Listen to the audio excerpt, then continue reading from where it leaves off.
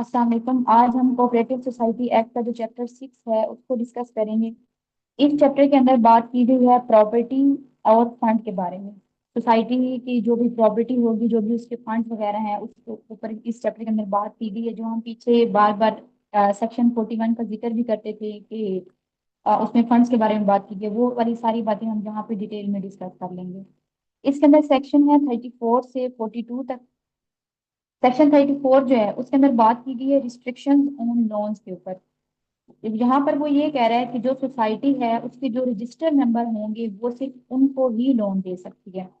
लेकिन दूसरी शर्त में वो ये कहता है कि अगर कोई नॉन मेंबर है आपके पास, या आप ने किसी मूवेबल कोई प्रॉपर्टी है उस पर आपने लोन देना है, तो उसके लिए आपको रजिस्ट्रार की अप्रूवल की जरूरत होती है। अगर रजिस्ट्रार आपको अप्रूवल दे देता है कि आप नॉन मेंबर को जो लोन है वो दे सकते हैं, तो फिर आप उसको दे सकते हैं। लेकिन अगर गवर्नमेंट ने किसी चीज से मना कर दिया कि आप इसको नहीं, हमारे को लोन नहीं दे सकते, फिर आप नहीं दे सकते।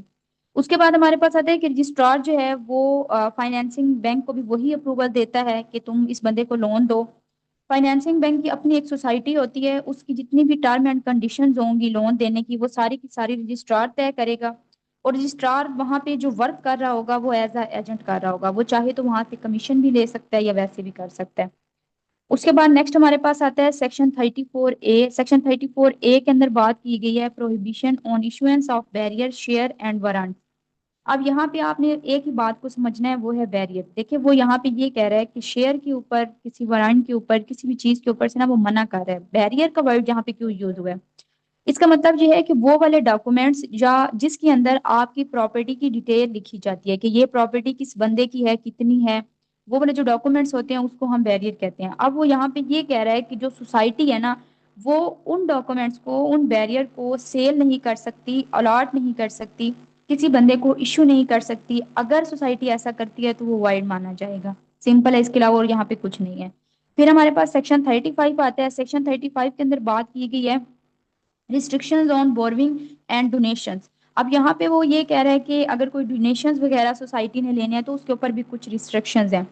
तो वो कह रहा है कि जो सोसाइटी है ना, वो किसी भी नॉन मेंबर से, किसी भी कंपनी से, किसी भी सोसाइटी से डिपॉजिट ले सकती है, डोनेशंस, ग्रांट, लोन कुछ भी ले सकती है नॉन मेंबर से भी।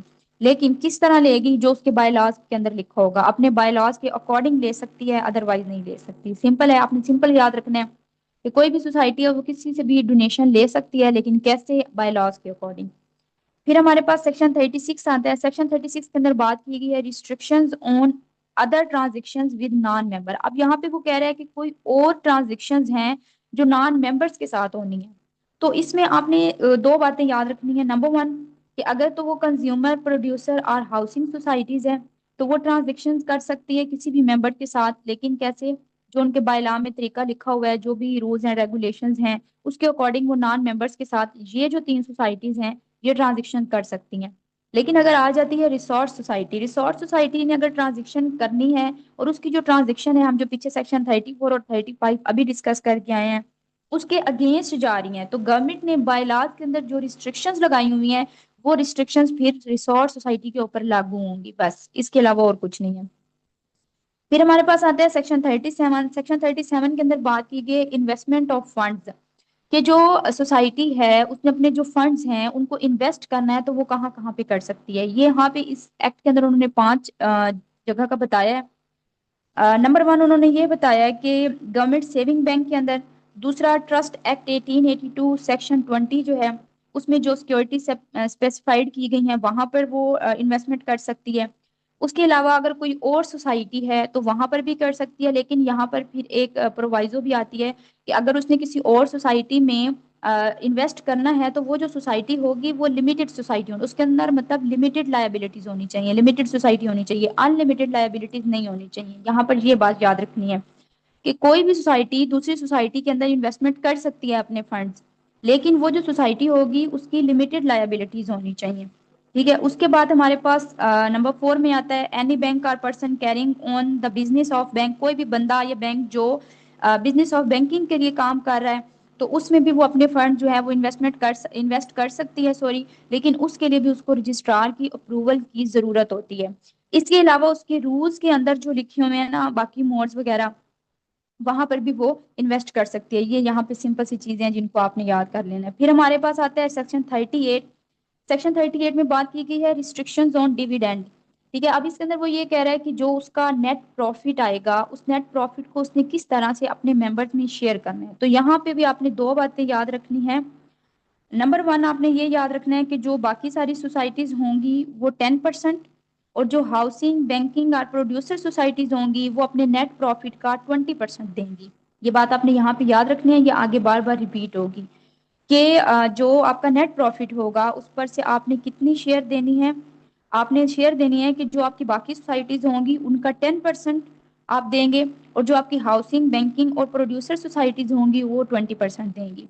फिर हमारे पास आता है रिजर्व फंड। रिजर्व फंड को आपने लाजमी याद रखना है। आगे हम जितनी भी चीजें पढ़ेंगे ना, अब इसके बाद हम 40 पढ़ेंगे, 41, अब उसके अंदर वो जो भी बातें कर रहा होगा ना, फिर उसमें वो बार बार एक प्रोवाइजो लगा देता है। वो कहते हैं आपने ये वाला काम करना है, लेकिन इससे पहले आपने फंड जो है ना वो रिजर्व फंड में जमा कराना है। रिजर्व फंड में पहले होगा, बाकी जो पैसा बचेगा फिर उसको आपने इधर उधर करना है। अच्छा, रिजर्व फंड क्या है? रिजर्व फंड में ये है कि जो सोसाइटी होती है ना उसका जो प्रॉफिट आता है, जो भी ट्रांजेक्शन के बाद उसका प्रॉफिट आ रहा है वो उसका रिजर्व फंड के अंदर जमा होता है। सिंपल आपने याद रखना है। अगर वो रिसोर्स और प्रोड्यूसर सोसाइटी है तो 1/4 उसका जो नेट प्रॉफिट होगा वो हर साल रिजर्व फंड में जाएगा। ये बात आपने याद रखनी है, आपसे एमसीक्यूज में पूछ सकता है कि जो रिसोर्स सोसाइटी होगी या जो प्रोड्यूसर सोसाइटी होगी उसका 1/4 नेट प्रॉफिट का हर साल रिजर्व फंड में जाएगा। ठीक है, लाजमी जाना है हर साल। उसके बाद अगर कोई और सोसाइटी है इनके अलावा तो उनका 1/10 जाएगा। ठीक है, और फिर उसके बाद आते हैं जो जो रिजर्व फंड है। अब ये सोसाइटी जो है ये अपना वो 1/4 करवा रही है, ये 1/10 करवा रही है। ठीक है, अब ये 1/4 और 1/10 इन्होंने रिजर्व फंड में जमा करवा दिया है। अब बात ये आती है कि वो रिजर्व फंड जो है वो यूज कहाँ पे होगा। ठीक है, तो ये चीज भी आपने याद रखनी है कि जो रिजर्व फंड होगा वो यूज होगा सोसाइटी के बिजनेस के अंदर, किसी भी बिजनेस में सोसाइटी के, या आप उसको इन्वेस्ट कर सकते हैं या आप उसे किसी पब्लिक पर्पस के लिए यूज कर सकते हैं। ये बातें आपने यहाँ पे याद रखनी है। फिर हमारे पास आता है सेक्शन 40। सेक्शन 40 के अंदर बात की गई है रिस्ट्रिक्शन डिस्ट्रीब्यूशन ऑफ प्रॉफिट। अब यहाँ पे वो कह रहा है कि आपने प्रॉफिट को, हम पीछे बात करें ना नेट प्रॉफिट आ रहा है ट्रांजेक्शन के बाद, तो वो जो आपका प्रॉफिट आ रहा है अब आप उसकी डिस्ट्रीब्यूशन किस तरह से करेंगे, यहाँ पे वो ये बात कर रहे हैं। डिस्ट्रीब्यूशन आपने वैसे ही करनी है जैसे हमने सेक्शन 38 में पढ़ी थी। मैंने आपको पीछे बताया कि आपने ये बातें याद रखनी है कि जो बाकी सोसाइटीज हैं वो 10% शेयर करेंगी और डिस्ट्रीब्यूट करेंगी, सॉरी, और जो हाउसिंग बैंकिंग और प्रोड्यूसर सोसाइटीज होंगी वो 20% करेंगी। लेकिन ये जो डिस्ट्रीब्यूशन है ये बाद में होगी, पहले फंड जो है वो रिजर्व फंड में जमा होगा। ये बात याद रखनी है, जो आपका नेट प्रॉफिट होगा पहले वो रिजर्व फंड में जमा होगा, उसके बाद आप इसकी डिस्ट्रीब्यूशन करेंगे। ठीक है, अब यहाँ पे एक कुछ बातें हैं वो भी आपने यहाँ पे देख लें अपने कॉन्सेप्ट क्लियर करने के लिए। पहली तो ये कि अगर कंज्यूमर प्रोड्यूसर और कोई नॉन मेंबर है तो उन्होंने जो डिस्ट्रीब्यूशन करनी है वो लॉ के अकॉर्डिंग कर देंगे। ठीक है, लेकिन अगर कोई रिसोर्स सोसाइटी है, जो रिसोर्स सोसाइटी है वो अनलिमिटेड लायबिलिटी वाली है। ठीक है, और उसके जो मेंबर्स हैं उनका शेयर के ऊपर होल्ड भी नहीं है। अब इस बात को गौर से सुनिएगा, आगे फिर इसी के साथ की बात आएगी, दोनों में कंफ्यूज नहीं होना। नंबर वन ये है कि रिसोर्स सोसाइटी है, ठीक है, अनलिमिटेड लायबिलिटीज हैं उसके पास, मतलब अनलिमिटेड लायबिलिटी वाली सोसाइटी है। अब उस सोसाइटी के अंदर जो मेंबर्स हैं उनका होल्ड भी नहीं है शेयर के ऊपर, तो उनकी जो डिस्ट्रीब्यूशन होगी प्रॉफिट की वो गवर्नमेंट के ऑर्डर से होगी। ये बात यहाँ पे याद रखनी है, आपसे पूछ सकता है कि कोई भी ऐसी रिसोर्स सोसाइटी जो अनलिमिटेड लायबिलिटीज रखती है, उसके मेंबर का शेयर के ऊपर होल्ड भी नहीं है और उन्होंने अपने प्रॉफिट को डिस्ट्रीब्यूट करना है तो वो गवर्नमेंट के ऑर्डर से करेंगे। अब यहीं पे एक और कंडीशन आती है, दूसरी कंडीशन ये आती है कि रिसोर्स सोसाइटी ही है, अनलिमिटेड लायबिलिटीज वाली है, लेकिन उसके मेंबर्स का उसके शेयर के ऊपर होल्ड है। अब वहां पे होल्ड नहीं था तो गवर्नमेंट के ऑर्डर से आप कर रहे हैं, लेकिन यहाँ पे वो कह रहे हैं कि मेंबर्स जो हैं उनका शेयर के ऊपर होल्ड है, तो यहाँ पे जो डिस्ट्रीब्यूशन होगी वो 10 साल के बाद होगी रजिस्ट्रेशन के। ये बात याद रखनी है, आपसे पूछ लेगा कितने साल के बाद होगी, 10 साल के बाद होगी। उसके बाद हमारे पास सेक्शन 41 आता है। 41 के अंदर आता है हमारे पास प्रोविडेंट फंड। ठीक है, प्रोविडेंट फंड जो होता है ये सोसाइटी के हर मेंबर को दिया जाता है, मेंटेन किया जाता है सोसाइटी, इसके ऊपर सोसाइटी के मेंबर का ही राइट होता है। लेकिन इसको भी आप कंट्रीब्यूट करने से पहले, देने से पहले आपने रिजर्व फंड में जमा कराना है, उसके बाद जो होगा फिर उसके बाद प्रोविडेंट फंड जो है वो दिया जाता है। ठीक है, उसके बाद ये वाला जो फंड होता है ना, इस फंड को आप बिजनेस सोसाइटी में नहीं यूज कर सकते, और इसको इन्वेस्ट किया जा सकता है, अगर मेंबर चाहें तो इसको इन्वेस्ट कर सकते हैं, लेकिन इसको सोसाइटी के बिजनेस में यूज नहीं किया जा सकता। ये बात भी यहाँ पे याद रखनी है कि जो प्रोविडेंट फंड है ना, वो सोसाइटी के बिजनेस में यूज नहीं होगा, लेकिन उसको इन्वेस्ट किया जा सकता है। उसके बाद ये वाला जो फंड है प्रोविडेंट फंड, ये सोसाइटी के असेट भी कंसाइडर नहीं होगा। फिर हमारे पास सेक्शन 42 आता है। सेक्शन 42 के अंदर बात की गई है कंट्रीब्यूशन टू।